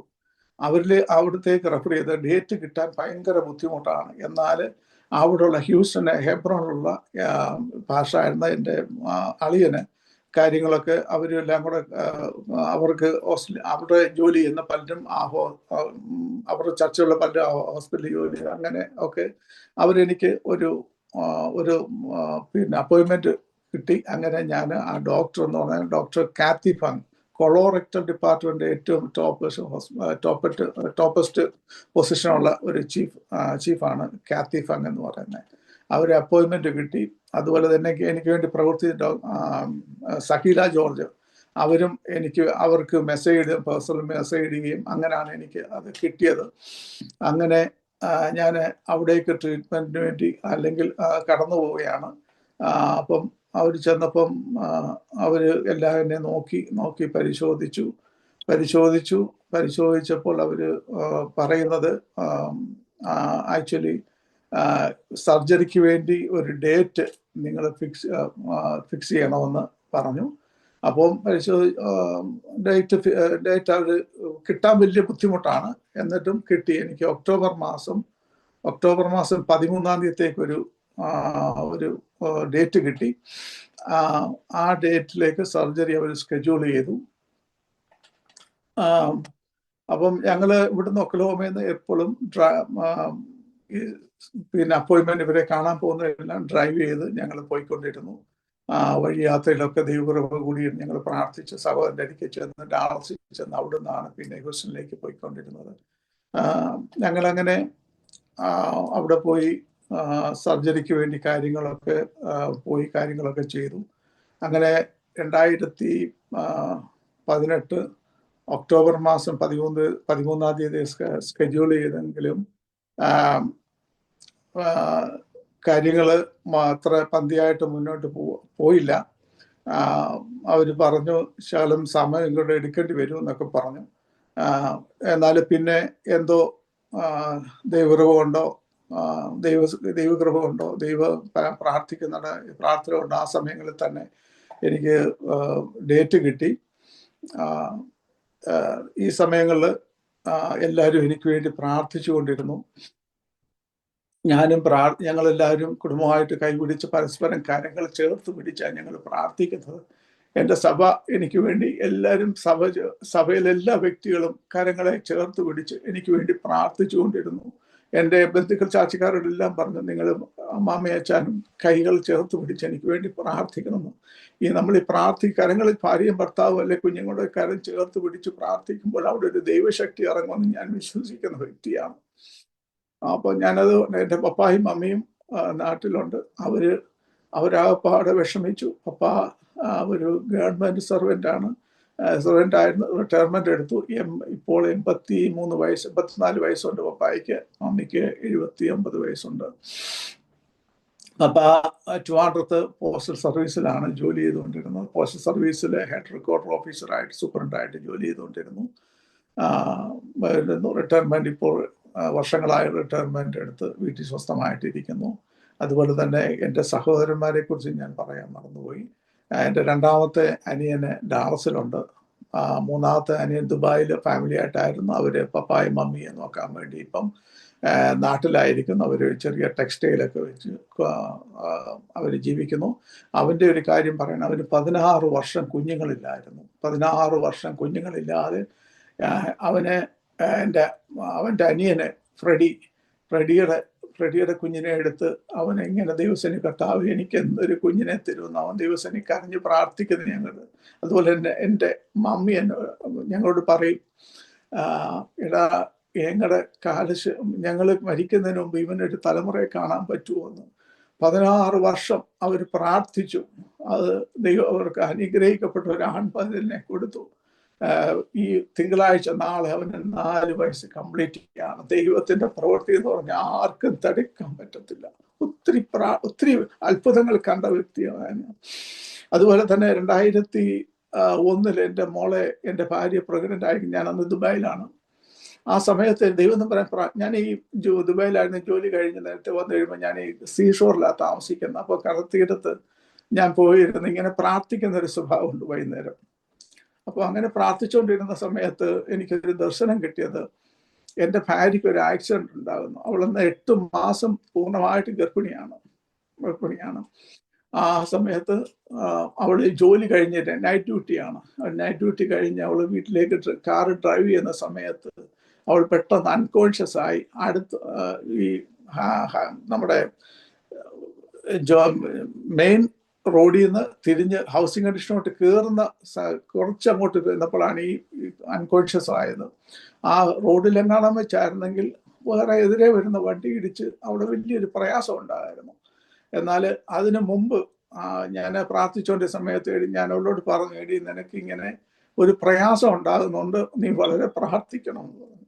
അവള് പ്രാർത്ഥിച്ചു. അപ്പനും പപ്പായോടും മമ്മിയോടും ഒക്കെ പറഞ്ഞ്, സഹോദരന്മാരോടും ഒക്കെ പറഞ്ഞ് എല്ലാവരും പ്രാർത്ഥിച്ചു. അവളതുപോലെ തന്നെ ആ സഭയിൽ എഴുന്നേറ്റ് പിന്നെ അച്ഛനിങ്ങനെ ഒരു ദർശനം കണ്ടു, എനിക്കൊരു ആക്സിഡന്റ് ഉണ്ടാകും, നിങ്ങൾ പ്രാർത്ഥിക്കണം. അങ്ങനെ സഭയൊക്കെ പ്രാർത്ഥിച്ചതിന്റെ ഫലമായിട്ടാണ് ഹൗസിംഗ് കണ്ടീഷനിൽ കയറിയതിന് ശേഷം അവർക്ക് ഒരു അൺകോൺഷ്യസ് ഉണ്ടാവുകയും അത് പോയി ഒരു മെയിൽ ബോക്സ് ഇടിച്ച് വണ്ടി മൊത്തം ഒരു സൈഡ് മൊത്തം തകർന്നു. അത് പിന്നെ അവസാനം ടോട്ടൽ ചെയ്ത് പോവുകയാണ് ചെയ്തത്. എന്നാൽ അവർക്ക് യാതൊരു കുഴപ്പമില്ല. പുറകെ വന്നൊരു പോലീസുകാരൻ, ഹൗസിംഗ് കണ്ടീഷനിൽ തന്നെ താമസിക്കുന്ന ഒരു പോലീസുകാരനെ ഇവളെ അറിയാം, വീടിന് തൊട്ടടുത്ത് എത്തിയതാണ്. അവര് പെട്ടെന്ന് ഇവളെ കോരിയെടുത്ത് അടുത്തുള്ളൊരു മലയാളിയുടെ വീട്ടിലുണ്ടായിരുന്ന അച്ഛൻ്റെ വീട്ടിൽ കൊണ്ട് അവർ കിടത്തി പെട്ടെന്ന് പേരൻസിനൊക്കെ ജോലി ചെയ്ത സമയം അവരെയൊക്കെ വിളിച്ചു. പാസ്റ്റർ ജോസഫ് അബ്രഹാം പെട്ടെന്ന് അവിടെ വന്നു. അവരെല്ലാം കൂടെ അവരെ ഹോസ്പിറ്റലിൽ കൊണ്ടുപോയി സ്കാനൊക്കെ ചെയ്തു. ഒരു കുഴപ്പമില്ല. എന്നാൽ ദൈവത്തിൻ്റെ കരം അവിടെ കാണുക ഞങ്ങൾ ചെയ്തത്. കാരണം ഒരു പ്രയാസം ഉണ്ടാകുന്നതിന് മുമ്പ് ദൈവം ആർക്കെങ്കിലും ഒരു ദർശനം കൊടുത്ത് അവരെ വിടുവിക്കും. ഞാൻ വിശ്വസിക്കുന്ന വ്യക്തിയാണ്. അത് അങ്ങനെ ഒരു പ്രയാസം ഉണ്ടായി ഞങ്ങളുടെ ജീവിതത്തിൽ. അതൊരു ദൈവ സാന്നിധ്യം, ദൈവകൃപ ഞങ്ങൾക്ക് മനസ്സിലായി. ആമേൻ, സ്തോത്രം.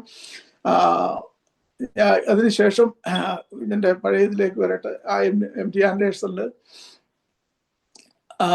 സർജറിക്ക് വേണ്ടി ഞങ്ങൾ കടന്നുപോയി. അവർ സ്കെഡ്യൂൾ ചെയ്യുന്ന 9 മണിക്കൂറാണ് സർജറിക്ക് വേണ്ടി അവർ സ്കെഡ്യൂൾ ചെയ്തിരുന്നത്, 9 മണിക്കൂർ.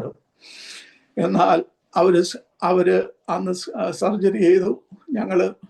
ഞാനും ഭാര്യയും കൂടെ കൈപിടിച്ച് ആ റൂമിൽ ഇരുന്ന് പ്രാർത്ഥിക്കും.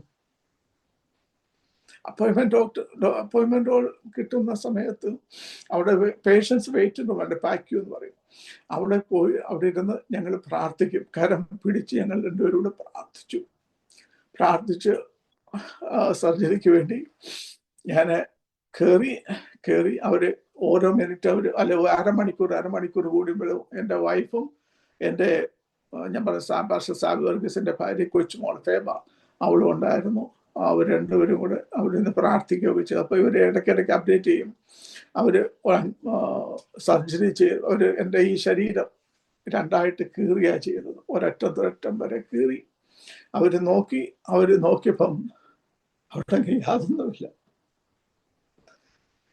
യാതൊന്നുമില്ല. എൻ്റെ ദൈവം എന്നെ സൗഖ്യമാക്കി. 9 മണിക്കൂർ സർജറി ചെയ്യേണ്ട സ്ഥാനത്ത് 1 മണിക്കൂർ 38. ഞാൻ അതിൻ്റെ റിസൾട്ട് എടുത്ത് കഴിഞ്ഞ 2-3 മാസത്തിന് മുമ്പ് നോക്കിയ ആ സർജറി നമ്മുടെ ശരീരം കീറിക്ക് ഇവിടെ തൊട്ട് ഇവിടെ വരെ കീറി. അത് ഞാൻ സർജറി ഡിപ്പാർട്ട്മെന്റിൽ ജോലി ചെയ്യുന്ന വ്യക്തിയാണ്. എത്ര മണിക്കൂറെടുക്കും അവർ നോക്കിയിട്ട് യാതൊന്നും കേട്ടില്ല. അത്ഭുതമായ വിടുതൽ തന്ന എൻ്റെ പിതാവിനെ ഞാൻ ഉയർത്തുന്നു. ഞാൻ ഡോക്ടർക്ക് ചോദിച്ചാണ് എപ്പോ ഞാൻ തീരും എന്ന്, എനിക്ക് എത്ര നാളുടെ സമയമുണ്ടെന്ന് ഞാൻ ഡോക്ടറോട് ചോദിച്ച വ്യക്തിയാണ്. എന്നാൽ എൻ്റെ സ്വർഗത്തിലെ ദൈവം എന്നോട് ഇറങ്ങി വന്ന് മെയ് മാസം 10-ാം തീയതി എന്നോട് സംസാരിച്ച് എന്നെ വിടുവിച്ചെങ്കിൽ ഈ ദൈവത്തെ പിൻപറ്റുവാൻ ദൈവം എന്നെ സഹായിച്ചു.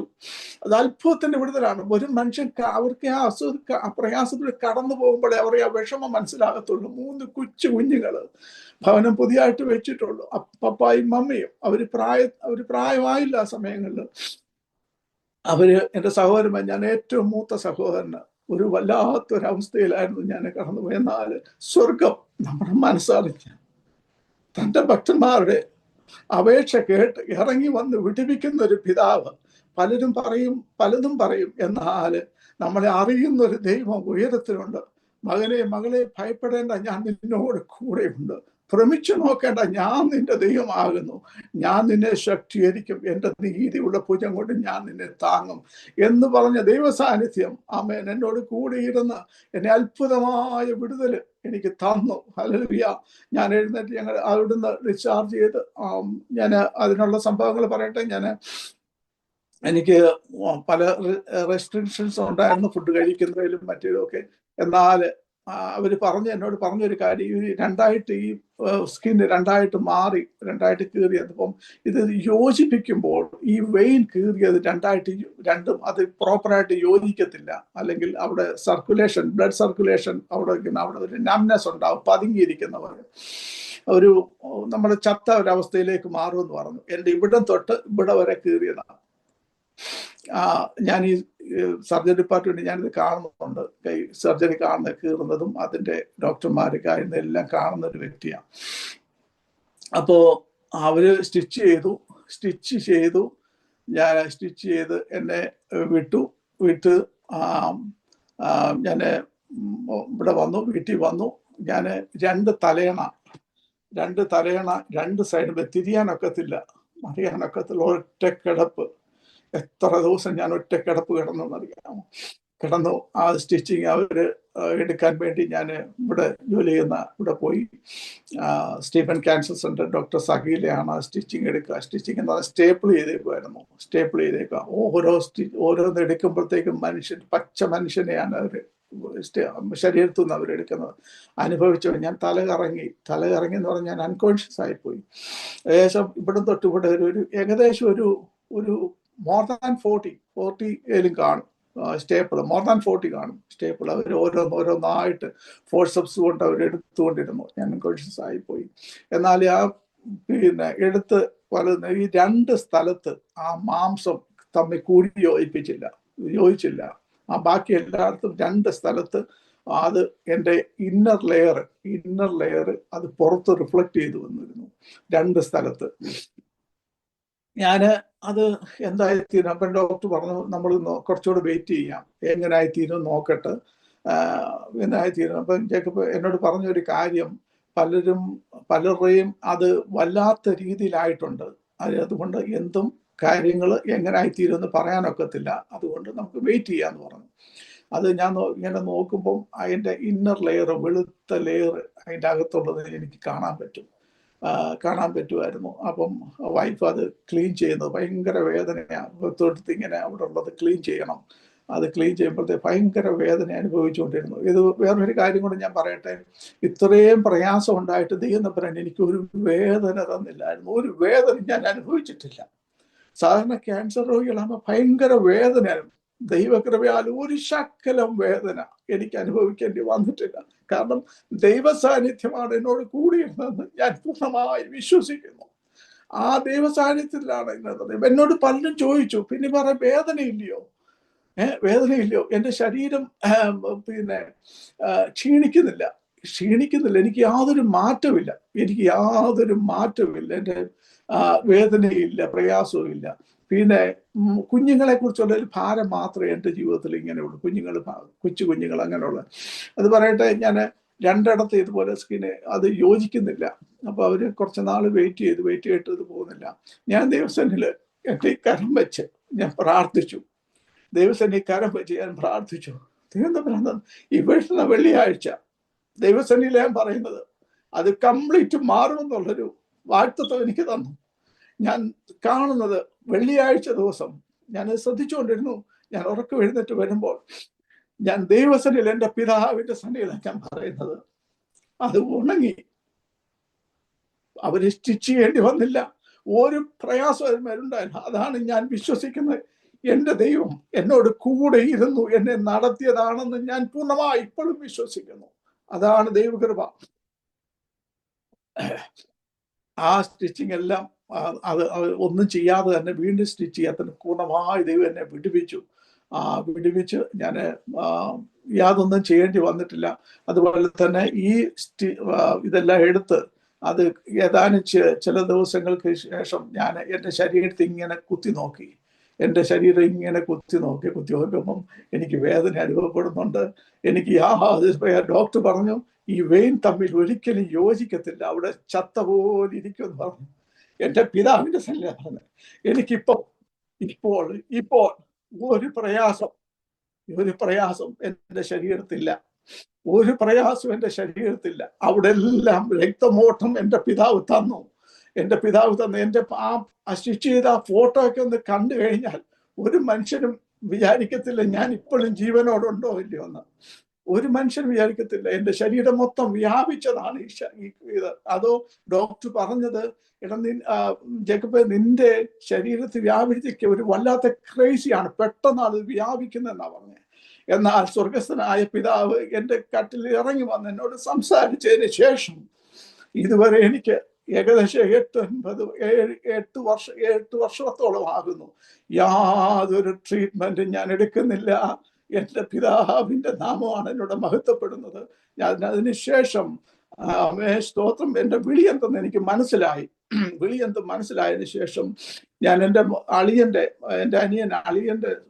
അളിയൻ മോൻസി ഉണ്ട്, ഒറീസയിൽ അവന് മിനിസ്ട്രി ഉണ്ട്, സോഫ്റ്റ്വെയർ എഞ്ചിനീയർ ആണ്, മിനിസ്ട്രി ഉണ്ട്. അപ്പൊ അവനോട് ചേർന്ന്, മോൻസി, എനിക്ക് അവിടെ ഫിനിച്ച ഇത്രയൊക്കെ ദൈവം തമ്പുരാൻ തന്ന വിടുതലില്ലയോ? ഓക്കെ, നമുക്ക് എനിക്കൊരാഗ്രഹം ചർച്ച് പണിയണം. ഒരു ചർച്ച് ഞാൻ ഒറീസയില് ഭുവനേശ്വറിനടുത്ത് ഒരു ചർച്ച്, ആ പ്രശ്നം ഉണ്ടായ അതിന് കുറച്ചടുത്തായിട്ട് ഞാനൊരു ചർച്ച് അവിടെ പണിഞ്ഞു. ഞാൻ അവിടെ ഒരു ചർച്ച് പണിഞ്ഞ് അവിടെ ഒരു പാസ്റ്ററെയാക്കി അവിടെ ആരാധന നടക്കുന്നു. ഇപ്പോൾ ഏകദേശം എനിക്ക് തോന്നുന്നു 30-ൽ പരം ചർച്ചുകൾ അവിടെ ഇപ്പോൾ ഒറീസയിലുണ്ട്. അണ്ടറിലായിട്ട് എല്ലാവരും കൂടെ പണിഞ്ഞതായിട്ട്. അതുപോലെ തന്നെ മൊഹാലിയിൽ പാസ്റ്റർ രാജുവിനെയും അതുപോലെ തന്നെ കുഞ്ഞമ്മാമയും ഞാൻ സ്പോൺസർ ചെയ്ത് അവരുടെ ചർച്ച് ഇങ്ങനെ നടത്തുന്നു. അങ്ങനെ പിന്നെ എൻ്റെ കസിൻസ് പലരും പല ചർച്ചുകളിൽ സ്പോൺസർ ചെയ്ത് കാര്യങ്ങളൊക്കെ നടത്തുന്നുണ്ട്. അപ്പോൾ ഞാൻ പറയുന്നൊരു കാര്യം, നമ്മളെക്കുറിച്ച് ദൈവത്തിന് എനിക്ക് തന്ന ആയുസ് എൻ്റെ ദൈവത്തിൻ്റെ നാമത്തിന് വേണ്ടി പ്രവർത്തിപ്പാൻ സ്വർഗത്തിലെ ദൈവം ഒരു സാവകാശം ഒരുക്കി തന്നു. ഞാൻ ജോലി ചെയ്യുന്നിടത്തില്ല. ഇതാണ് എൻ്റെ ട്രാക്ട്. എൻ്റെ ജീവിതത്തിൽ ഇതാണ് എൻ്റെ ലൈഫ്. ഞാൻ ഒരു ട്രാക്ട് അടിച്ചു എൻ്റെ ലൈഫിൽ ജീസസ് ഡെലിവേർഡ് ഫ്രം ഡെത്ത്. ഞാൻ ഹോസ്പിറ്റലിൽ ജോലി ചെയ്യുന്ന പാക്യൂല്, പിന്നെ ഒരു വല്ലാത്ത പാക്യൂലൊക്കെ ആൾക്കാർ വന്നിരുന്ന് മനസ്സിന് വിഷമപ്പെട്ട് ഇരിക്കുമ്പോൾ ഞാൻ ഇത് കൊണ്ട് അവിടെ മേശപ്പുറത്ത് കൊണ്ട് വെച്ചിരിക്കും. ഇതെല്ലാം രാവിലെ എഴുന്നേറ്റ് ഞാൻ എവിടുന്ന് 6 മണിയാകുമ്പോൾ ഹോസ്പിറ്റലിൽ 5:55 ആകുമ്പോഴത്തേക്ക് ഞാൻ ഹോസ്പിറ്റലിൽ എൻട്രി ചെയ്യുന്നൊരു വ്യക്തിയാണ് ഞാൻ. അപ്പം ഇതെല്ലാം കൊണ്ട് അവിടെ കൊണ്ട് പാക്കിട്ട് വെക്കും. അതുപോലെ ഞാൻ എയർപോർട്ടിൽ പോകുമ്പോൾ എയർപോർട്ടിൽ ഇത് കൊണ്ട് ഡെസ്കിലെല്ലാം കൊണ്ട് വെക്കും. ഇരിക്കുന്ന ആൾക്കാർ, പേഷ്യൻസ്. അതുപോലെ തന്നെ ഞാൻ ഒരു അപ്പോയിൻമെന്റ് എവിടെയെങ്കിലും റെഗുലർ അപ്പോയിൻമെന്റ് പോകുന്ന ഹോസ്പിറ്റലിൽ കൊണ്ടുപോകും. എവിടെയായാലും എൻ്റെ പിതാവിനെ വിടുവിച്ച ഈ ട്രാക്ട് എൻ്റെ ജീവിതാനുഭവമാണ്. ഈ അനുഭവം അനേകർ വായിച്ചു. എൻ്റെ കൂടെ ജോലി ചെയ്യുന്ന അനസ്തേഷ്യ ഡിപ്പാർട്ട്മെന്റ് പലർക്കും, ഡോക്ടർമാർക്കും ഞാൻ കൊടുത്തിട്ടുണ്ട്. അവരെല്ലാവരും ഇത് വായിച്ചു, പലരും വായിച്ചു. അപ്പം ഞാൻ ഇന്ന ആളാന്ന് ഞാൻ പറഞ്ഞില്ല, പക്ഷേ അവർക്ക് ഞാൻ പറഞ്ഞു ഇതൊരു ജീവിത അനുഭവമാണ്, റിയൽ സ്റ്റോറിയാണ്. എനിക്ക് ഇയാളെ പേഴ്സണലായിട്ട് അറിയാം, ഞാൻ പറഞ്ഞിട്ടില്ല, ഞാനാണെന്നുള്ളത് പറഞ്ഞിട്ടില്ല. അതുപോലെ തന്നെ എൻ്റെ കൂടെ ജോലി ചെയ്യുന്ന ഒരു ആറന്, പുള്ളിയുടെ പേര് റേ ഇവാഞ്ചലിസ്റ്റിക്ക, പുള്ളിയുടെ പേരാണ്. ഫിലിപ്പീനിൽ നിന്ന് വന്നതാണ്. എൻ്റെ കൂടെ അവിടെ ട്രാവലർ നേഴ്സായിട്ട് ജോലി ചെയ്യുന്നു. ഞാൻ എൻ്റെ കാര്യങ്ങളൊക്കെ പറഞ്ഞ് ഞാൻ ഈ ട്രാക്ട് കൊടുത്തു. പുള്ളി അതിൻ്റെ ഒരു ഫോട്ടോ കോപ്പി എടുത്തിട്ട് ഞാൻ ഒരാൾക്ക് പാസ് ചെയ്തോട്ടെ എന്ന് പറഞ്ഞു. എനിക്കറിയാവുന്നൊരു വ്യക്തിയാന്ന് പറഞ്ഞു, ക്യാൻസർ പേഷ്യൻ്റാന്ന് പറഞ്ഞു, യാതൊരു ഹോപ്പും ഇല്ല. അപ്പോൾ ഞാൻ പറഞ്ഞു കുഴപ്പമില്ല, ചെയ്തോ, പാസ് ചെയ്യണം. പുള്ളി ഇത് വായിച്ചു. പുള്ളിക്ക് അയച്ചു കൊടുത്ത് പുള്ളി ഇത് വായിച്ചു, ദൈവസന്നിധി പ്രാർത്ഥിച്ചു. ഞാൻ കുറച്ച് ദിവസം കഴിഞ്ഞിട്ട്, 1-2 ആഴ്ച കഴിഞ്ഞിട്ട് പുള്ളി എന്നോട് പറഞ്ഞ് പുള്ളിക്ക് കംപ്ലീറ്റ് ഹീലായി. വിശ്വസിക്കുന്നവർ വ്യാപരിക്കുന്ന ഒരു ദൈവശക്തി ഉണ്ടെങ്കിൽ അത് ഈ വചനത്തിന്റെ ശക്തി മാത്രമേ ഉള്ളൂ. ഒരിക്കലും അത് നമുക്ക് പറഞ്ഞു പറയിക്കാനൊക്കത്തില്ല. അത് അനുഭവിച്ചവർക്ക് അതിന്റെ രുചി എന്തെന്ന് മനസ്സിലാക്കാൻ പറ്റത്തുള്ളൂ. അപ്പം അത് പുള്ളി എന്നോട് പറഞ്ഞത് പൂർണ്ണ വിടുതലായി. പിന്നെ കാണുമ്പോൾ എല്ലാം ഓടി വന്ന് വേറെ praise the Lord, praise the Lord എന്നോട് പറയുന്നതാ. പ്രൈസ് ദി ലോർഡ് എന്ന് പറയും. എന്നിട്ട് ഞങ്ങൾ തമ്മിൽ വാക്യങ്ങളിലൂടെ പല കാര്യങ്ങൾ പറഞ്ഞ് അങ്ങോട്ടും ഇങ്ങോട്ടും. രാവിലെ ഈ സർജറി നടക്കുന്നതിന് മുമ്പ് 7:30 ആകുമ്പോൾ സർജറി തുടങ്ങണം. അതിന് മുമ്പ് ഒരു 10 മിനിറ്റ് കിട്ടും. ആ 10 മിനിറ്റ് കൊണ്ട് ഞങ്ങൾ പല കാര്യങ്ങൾ സംസാരിപ്പാൻ, എവിടെ കണ്ടാലും ഓടി വന്ന് പ്രൈസ് ദി ലോർഡ് എന്ന് പറയുവാൻ ദൈവം സഹായിച്ചു. അങ്ങനെ അതുപോലെ തന്നെ നാട്ടിൽ നിന്ന് പല വ്യക്തികളും എന്നെ പേഴ്സണലി എൻ്റെ നമ്പർ കിട്ടാഞ്ഞിട്ട് എൻ്റെ പേരൻസിനെ അങ്ങനെ ഏതോ ഒരു രീതിയിൽ കണ്ടുപിടിച്ച് അവരുടെ നമ്പർ വാങ്ങിച്ചിട്ട് എന്നെ അവിടുന്ന് വിളിച്ച് ആൾക്കാരെന്നെ കൊണ്ട് പ്രാർത്ഥിപ്പിച്ചിട്ടുണ്ട്. പലർക്കും അത്ഭുതമായ സൗഖ്യം കിട്ടിയിട്ടുണ്ട്. ഞാൻ പല ഒരു സഹോദരി എന്നോട് പറഞ്ഞു, പിന്നെ വേറെ ഞാൻ അത്ഭുതമായ സൗഖ്യം പ്രാപിച്ചു എന്ന് കേൾക്കാനിടയായി. അതെനിക്കറിയാവുന്നൊരു വ്യക്തി. അങ്ങനെ പലരും വിളിച്ച് എന്നെ കൊണ്ട് പ്രാർത്ഥിപ്പിച്ചിട്ടുണ്ട്. ദൈവത്തിന്റെ കരമല്ലാതെ എനിക്ക് വേറെ ഒന്നും പുകഴുവാനില്ല. ഞാൻ ഈ സമയം ഞാൻ ഒരിക്കലും പ്രതീക്ഷിച്ചല്ല ഈ സമയത്ത് ഇരിക്കുന്നത്. ഈ സമയത്ത് ഈ അരോമ ടിവിയുടെ മുമ്പിൽ ഇരിക്കും ഞാൻ ഒരിക്കലും പ്രതീക്ഷിച്ചതല്ല. എൻ്റെ ശരീരം മൊത്തം ക്യാൻസർ വ്യാപിച്ച് ഞാൻ മരണപ്രായനായി കിടന്ന സമയങ്ങളിൽ എൻ്റെ കട്ടിൽ ഇറങ്ങി വന്ന് പിടിപ്പിച്ച ഒരു പിതാവിനെ ഉയർത്തുവാനാണ് ആ ഒരു സാവകാശമാണ് ദൈവം എനിക്ക് ഒരുക്കി തന്നത്. ഇത് അനേകരെ കാണുമ്പോൾ നിങ്ങൾ നിങ്ങളുടെ ഏത് പ്രയാസമായിരുന്നാലും ഏത് പ്രതികൂലമായിരുന്നാലും അവിടെ ദൈവം ഇറങ്ങുന്ന ഒരു പിതാവുണ്ടെന്ന്, നിന്റെ പ്രതികൂലങ്ങൾ നടുവിനെ നിന്നെ തള്ളിക്കളയാതെ മറ്റുള്ളവരെല്ലാം തള്ളിക്കളയുന്നാൽ തള്ളിക്കളയാത്തൊരു ഉടയവനുണ്ടെന്ന് നമ്മൾ പൂർണ്ണമായി വിശ്വസിക്കുക. അവൻ്റെ സന്നിധിയിൽ നമ്മുടെ സങ്കടം പകരം അവൻ ഒരിക്കലും കൈവിടുന്ന ദൈവമല്ല. അപ്പനും അമ്മയും മക്കളും എല്ലാവരും ഉപേക്ഷിക്കും, എന്നാൽ ഉപേക്ഷിക്കാത്തവനായി കൂടിയിരുന്ന് നമ്മളെ വഴി നടത്തുന്ന ഒരു പിതാവ്, ആ പിതാവാണ് നമ്മളെ മുന്നോട്ട് നയിക്കുന്നത്. Praise the Lord. എന്നെ കേൾക്കുന്ന എല്ലാവരോടും പറയാനുള്ളത് ഈ കാര്യം മാത്രമാണ്. ഏത് പ്രതികൂലം കടന്നു പോയാലും ഡസൻറ്റ് മാറ്റർ ഫോർ ഹിം. അവനൊരു പ്രയാസമല്ല. പിന്നെ കഴിഞ്ഞ ഏകദേശം 2-3 ആഴ്ചയ്ക്ക് മുമ്പ് എൻ്റെ ജീവിതത്തിൽ വേറൊരു പ്രയാസം ഉണ്ടായെന്ന് പറഞ്ഞാൽ, ഞാനിങ്ങനെ ജോലി ചെയ്യുന്ന സമയത്ത് പെട്ടെന്ന് പരിശുദ്ധാത്മാവ് എന്നോട് പറഞ്ഞു, നിന്റെ മുമ്പിൽ ഒരു പ്രയാസം വരാൻ പോകുന്നു, നീ സൂക്ഷിച്ചൊഴിഞ്ഞേക്കണം. അതേപോലെ ഏകദേശം ഒരു അരമണിക്കൂർ എന്ന് കഴിയുന്ന മുമ്പ് ഒരു പ്രയാസം എൻ്റെ മുമ്പിലുണ്ടായി. എന്നാൽ സൂക്ഷിച്ചൊഴിയുവാൻ പലപ്പോഴും കഴിയാതെ വണ്ണം നമ്മുടെ മനുഷ്യ രീതിയിൽ പലപ്പോഴും തരുന്നാൽ പരിശുദ്ധാത്മാവ് നമ്മുടെ മേൽ ദൃഷ്ടി വെച്ച് ആലോചന പറഞ്ഞ് നടത്തുന്ന ഒരു പിതാവ് നമുക്ക് വേണ്ടി ഉയരത്തിലുണ്ട്.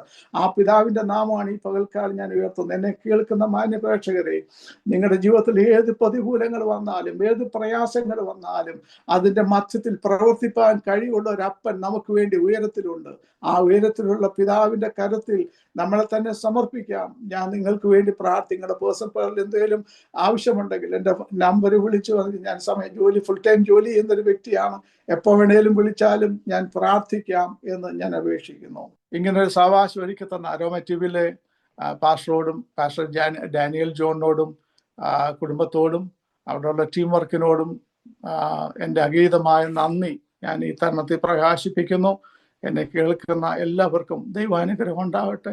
ഈ പ്രതികൂലം കടന്നു പോകുമ്പോൾ അവരുടെ മനസ്സിന്റെ ഭാരം മനസ്സിലാകത്തുള്ളൂ. ഇതുപോലെ ആയിരിക്കുന്ന അനേകർ നമ്മുടെ ചുറ്റുപാടുമുണ്ട്. ഞങ്ങളുടെ പേഴ്സണലൊക്കെ അനേകർക്ക് വേണ്ടി ഞങ്ങൾ പ്രാർത്ഥിക്കുന്നത്, അത് രാവിലെ എഴുന്നേറ്റ് രോഗമുറങ്ങുമ്പോൾ അവർക്ക് വേണ്ടി പ്രാർത്ഥിക്കുന്ന ഒരു വ്യക്തിയാണ് ഞാൻ. അതുകൊണ്ട് നിങ്ങളുടെ പ്രാർത്ഥനയിൽ എന്നെയും എൻ്റെ കുടുംബത്തെ ഓർത്ത് പ്രാർത്ഥിക്കണമേ. നമുക്ക് ഒരു വാക്ക് പ്രാർത്ഥിക്കാം. ഞങ്ങളുടെ നല്ല ദൈവമേ, നല്ല പിതാവേ, ഈ നല്ല ഈ സമയത്തിനായി തിരുനാമത്തിന് സ്തോത്രം അപ്പച്ച. ഒരു പ്രാവശ്യം കൂടെ ഞങ്ങൾക്ക് തിരുസന്നിധിയിലേക്ക് കടന്നു വരുവാൻ അവിടുന്ന് ഒരു സാവകാശം കൂടെ ഞങ്ങൾക്ക് ഒരുക്കി തന്ന വലിയവയ്ക്കായി തിരുനാമത്തിന് സ്തോത്രം. പർവ്വതങ്ങൾ മാറിപ്പോകും, കുന്നുകൾ നീങ്ങിപ്പോകും, എങ്കിലും എൻ്റെ ദയ നിന്നെ വിട്ടുമാറിയില്ലെന്ന് പറഞ്ഞ ദൈവ സാന്നിധ്യം ഞങ്ങളോട് കൂടെ ഇരുന്ന് ഓരോ ദിവസവും നടത്തുന്ന വിധങ്ങൾക്കായി സ്തോത്രം അപ്പാ. അനുഗ്രഹിക്കപ്പെട്ട കർത്താവെ, ഹല്ലേലൂയ, ഒരു ടെസ്റ്റ് മണിയായി തീരുവാൻ അടിയനെയും കർത്താവെ ഈ ടിവിയെ നീ ഒരുക്കിയനായി സ്തോത്രം, ഈ ടീമിനെ നീ ഒരുക്കിയനായി സ്തോത്രം ചെയ്യുന്നു. എന്നെ ലിസൺ ചെയ്യുന്ന ഓരോ കുടുംബത്തെയും ഓരോ വ്യക്തിയെയും അപ്പൻ്റെ കരത്തിൽ ഏൽപ്പിച്ചു പ്രാർത്ഥിക്കുന്നു. ഭയപ്പെടേണ്ട, ഞാൻ നിന്നോട് കൂടെയുണ്ടെന്ന് അരുളി ചെയ്ത പിതാവ്, ഭ്രമിച്ചു നോക്കേണ്ട, ഞാൻ നിന്റെ ദൈവമാകുന്ന അരുളി ചെയ്ത പിതാവിൻ്റെ കരത്തിൽ അവരെ ഏൽപ്പിച്ചു പ്രാർത്ഥിക്കുന്നു. പരസ്പരം ഷെയർ ചെയ്യുവാൻ കഴിയാതെ വണ്ണം ഉള്ളിൻ്റെ ഉള്ളിൽ ഭാരം അനുഭവിക്കുന്ന കുടുംബങ്ങളുണ്ട്, വ്യക്തികളുണ്ട്. അവരെ അപ്പന്റെ കരത്തിൽ ഏൽപ്പിച്ചു പ്രാർത്ഥിക്കുന്നു. കർത്താവെ, അത്ഭുതമായ രോഗസൗഖ്യം, അത്ഭുതമായ വിടുതൽ, ഏത് പ്രയാസത്തിൽ ഭാരപ്പെടുന്ന അതിൽ അത്ഭുതമായ വിടുതൽ കണ്ട് യഹോവയുടെ നാമത്തിന് വേണ്ടി പ്രവർത്തിപ്പാൻ അവരെ ഞങ്ങൾ സമർപ്പിച്ച് പ്രാർത്ഥിക്കുന്നു. ഹല്ലേലൂയ.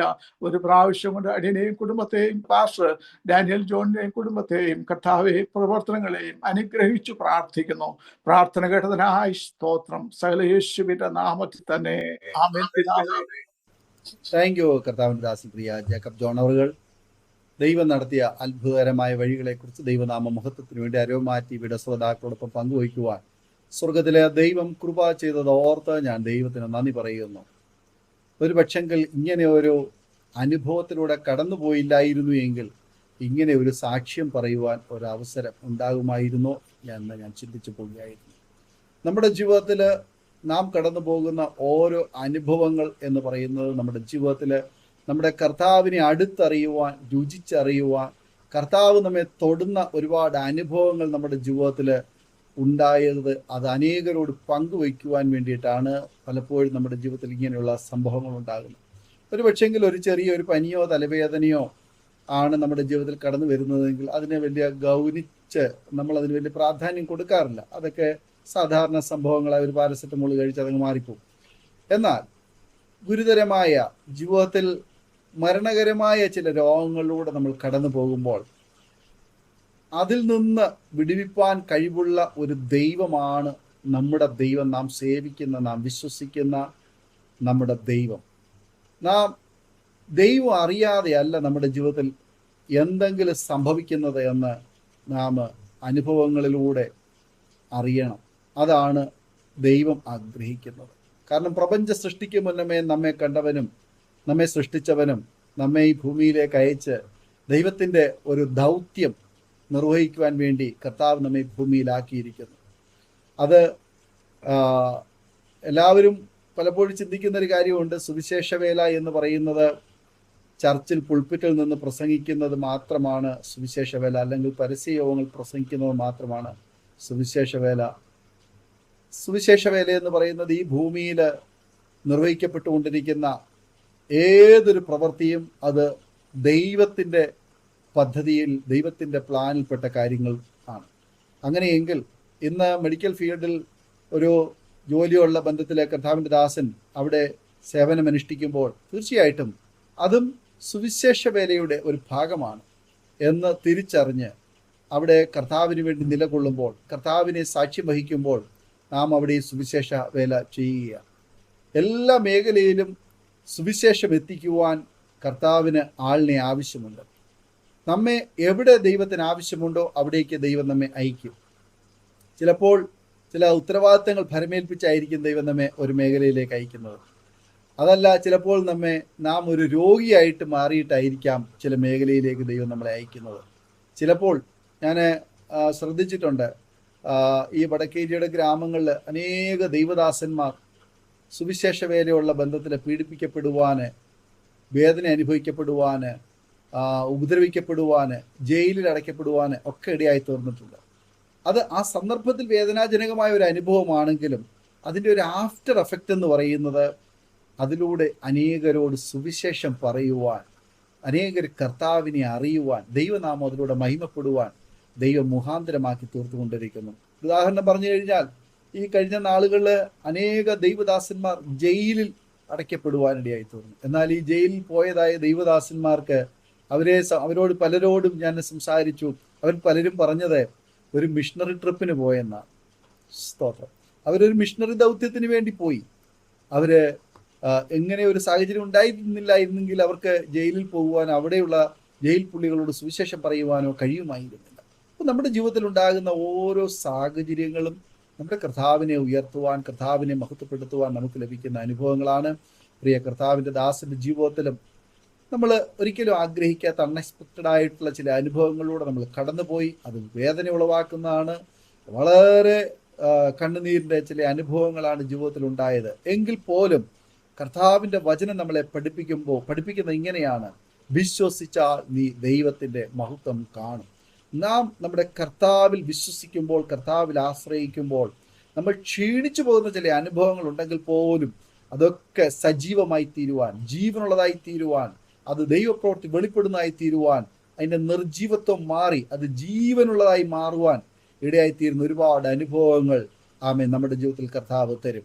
പ്രിയ കർത്താവിൻ ദാസന്റെ ജീവിതത്തിൽ ആമേൻ ഇങ്ങനെ ഒരു അനുഭവത്തിലൂടെ ശരീരം മുഴുവനും കാൻസർ അണുക്കളാൽ, വൈറസുകളാൽ ബാധിക്കപ്പെട്ടപ്പോൾ ഒരുപക്ഷെങ്കിൽ വൈദ്യശാസ്ത്രപ്രകാരമോ മാനുഷികമായ നിഗമനമനുസരിച്ചോ ഒരുപക്ഷെങ്കിൽ ഇങ്ങനെ ഇരുന്നൊരു സാക്ഷ്യം പറയുവാൻ, ജീവിച്ചിരിക്കാൻ സാധ്യതയില്ല എന്നാണ് ലോകം ആമേൻ കണ്ടതെങ്കിൽ, സ്വർഗത്തിലെ ദൈവം ആമേൻ അതിനും അപ്പുറത്തുള്ള പദ്ധതിയും കാര്യവും മുന്നേ കണ്ടുകൊണ്ട് ചിലത് കൂടി പൂർത്തീകരിക്കാൻ ബാക്കിയുണ്ട് എന്നുള്ളത് കൊണ്ട് അതിനു വേണ്ടിയിട്ട് ഒരു പ്രോസസ്സിങ്ങിലേക്ക് കടത്തിവിടുക മാത്രമായിരുന്നു. ആ പ്രോസസ്സിൽ നിന്ന് ആമേന് വിജയകരമായി പൂർത്തീകരിച്ച് പുറത്തു വരുവാന് ഇന്ന് ആമേന് സൗഖ്യത്തോടെ ആരോഗ്യത്തോടെ കർത്താവിൻ്റെ നല്ല സാക്ഷ്യം വഹിപ്പാൻ കർത്താവിൻ്റെ ദാസനെ ദൈവം ഇന്ന് ബലപ്പെടുത്തിയത് ഓർത്ത് ദൈവത്തിന് നന്ദി പറയുന്നു.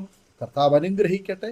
സൗഖ്യത്തോടെ ആരോഗ്യത്തോടെ ദീർഘായുസോടെ ജീവിച്ചിരുന്ന് കർത്താവിൻ്റെ നല്ല സാക്ഷ്യം വഹിപ്പാൻ ദൈവദാസനെയും കുടുംബത്തെയും ദൈവം ഏറെ അവസരങ്ങൾ ഒരുക്കി അനുഗ്രഹിക്കട്ടെ എന്ന് ഇത്തരണത്തിൽ ആശംസിക്കുന്നു, പ്രാർത്ഥിക്കുന്നു. അരോമ ടിവിയുടെ പ്രേക്ഷകർക്കും ഈ സാക്ഷ്യം ഒരു വേറിട്ട അനുഭവമായി തീർന്നു എന്ന് ഞാൻ പൂർണ്ണമായി വിശ്വസിക്കുകയാണ്. തീർച്ചയായിട്ടും നിങ്ങളുടെ പ്രിയപ്പെട്ടവർക്ക്, സുഹൃത്തുക്കൾക്ക് നിങ്ങൾ ഷെയർ ചെയ്ത് കൊടുക്കൂ.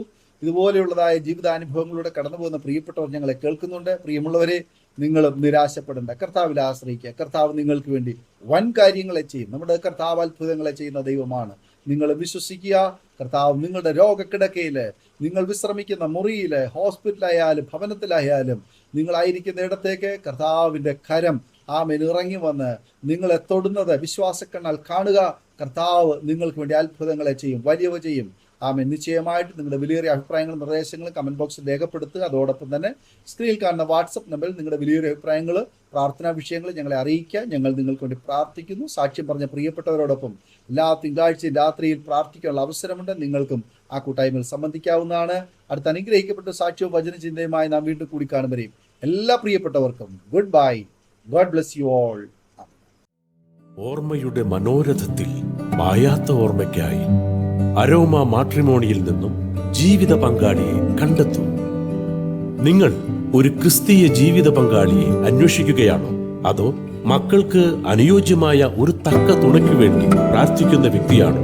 എങ്കിൽ അരോമ മാട്രിമോണി നിങ്ങൾക്ക് വേണ്ടിയാണ്. ഇന്നു തന്നെ സൗജന്യമായി രജിസ്റ്റർ ചെയ്യൂ. അരോമ മാട്രിമോണിയുടെ പ്രത്യേകതകൾ: രജിസ്ട്രേഷൻ തികച്ചും സൗജന്യം. ലോകത്തെവിടെയുമുള്ള അനുയോജ്യമായ ക്രിസ്തീയ ജീവിത പങ്കാളിയെ തിരഞ്ഞെടുക്കാം. വിവാഹം നടക്കുന്നതുവരെ സർവീസ് ലഭിക്കുന്നു.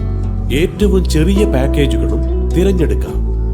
അരോമ മാട്രിമോണി നിങ്ങൾക്കായി ഒരുക്കുന്നു വിവാഹം പരമാനന്ദം.